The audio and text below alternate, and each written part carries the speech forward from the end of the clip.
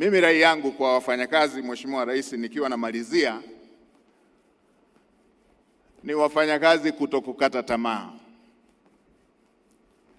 Kumekuwepo na ukataji tamaa makazini hata kwa vitu ambavyo ni vidogo. Nitoe rai kwa wafanyakazi kuwa wavumilivu wanapokuwa katika mahali pa kazi, kwa sababu wananchi wanahitaji huduma za kwao.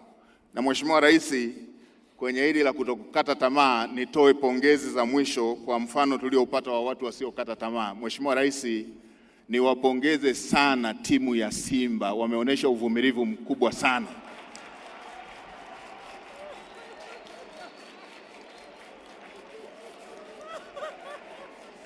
Mheshimiwa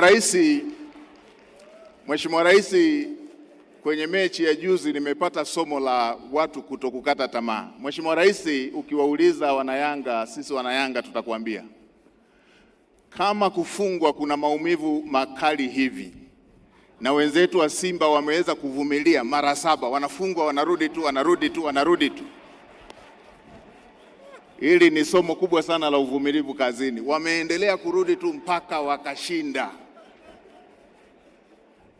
Ili litupe somo la uvumilivu mahali pa kazi. Sio unakorofishana kidogo tu na bosi unaanza kutaka kuacha kazi.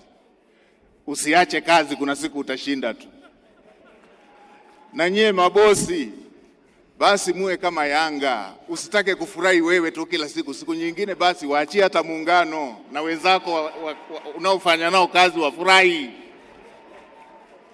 Mheshimiwa Rais, niliona nitoe hili kama sehemu ya pongezi, lakini somo tumelipata la kuvumilia tunapokuwa mahali pa kazi.